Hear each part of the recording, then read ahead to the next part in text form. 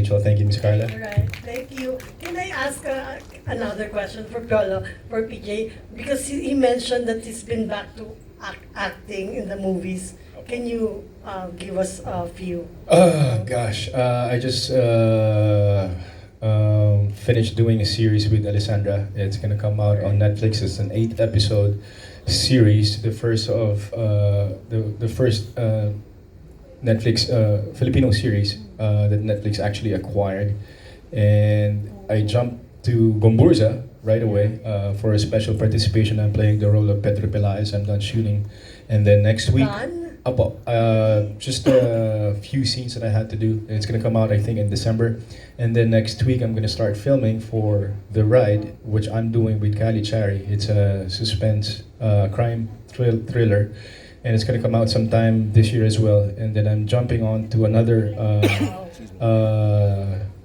show, which is a musical, Ibarra, which is gonna come out in June. Yeah.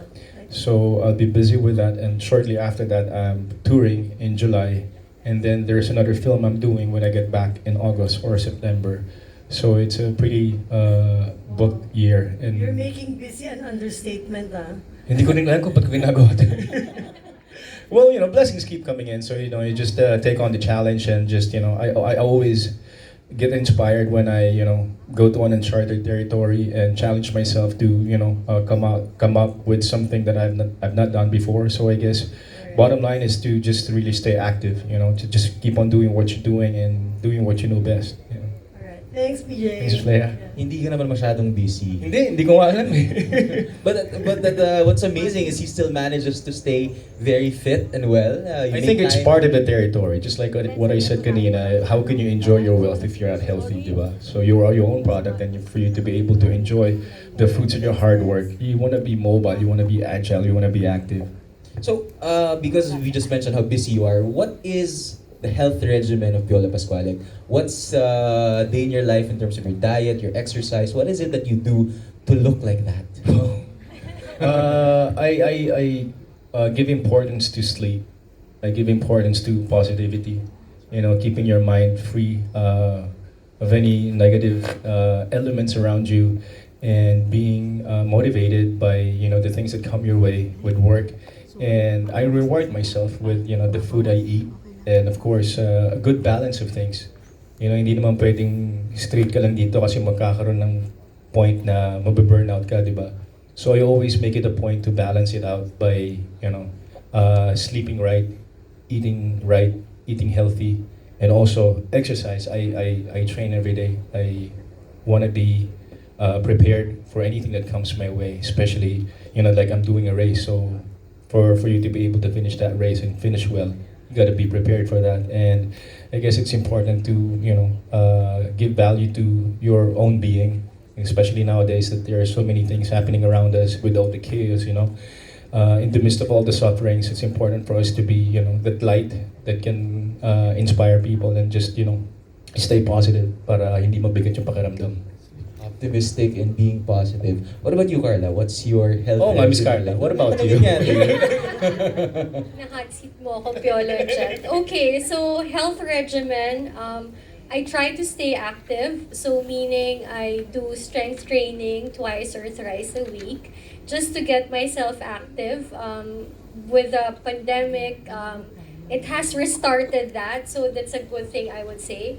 The second is, as Piolo also mentioned, I try to keep a healthy diet. So I eat my veggies kahit na minsan ayoko, but it's part of living well. And I always get annual health checkups.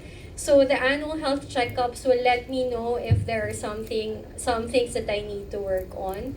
And then a part of that, of course, is mental health, which is very important. So I try to de-stress by indulging in my hobbies. So that would include watching Netflix. I'll look out for your series. I also like spending time with my loved ones, because that's also part of de-stressing. And not just loved ones, but also friends. And of course, having myself protected with the health insurance plan. That's What about you, Jed? I Kala mo, dyan ka? Run. Ikaw lang You run. dito. I run out of money. No, I'm kidding. Actually, I make sure to get at least 7 to 10,000 steps a day. You don't. I think when it comes to health, each has their own way of working out. It doesn't necessarily have to be like a rigid type of diet or exercise. As long as you're doing something to keep yourself moving, staying fit, diet, balancing everything. I think that's the great thing about it. Everything in moderation. Amen. Alright, so let's go to our final question. Miss Tess, meron ka ba? Kayo naman. I had 3 questions. 3 more questions, Sorry. okay. We have Jojo, Panaligan of Friday PH. Hi. Yung first question ko kay Carla.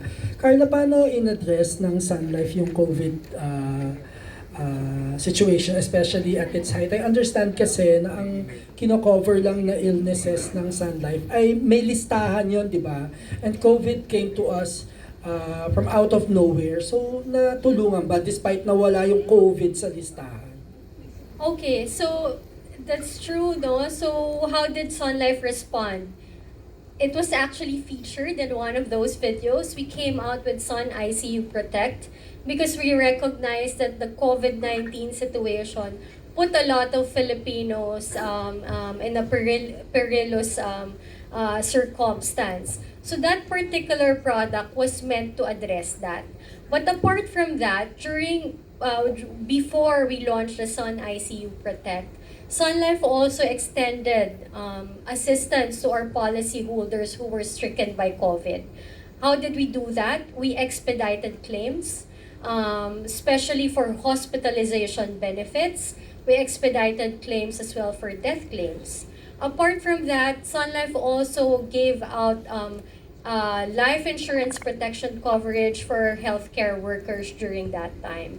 Apart from those, also our philanthropic efforts through our head office in Canada, even locally, we donated PPEs to healthcare workers as a form of protection for for our frontliners.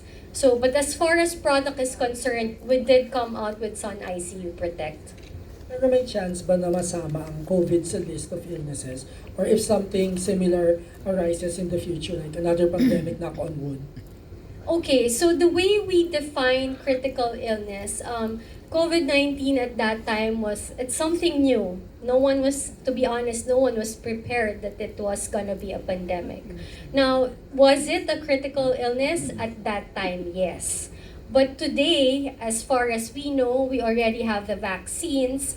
The death rate has drastically gone down. So I would say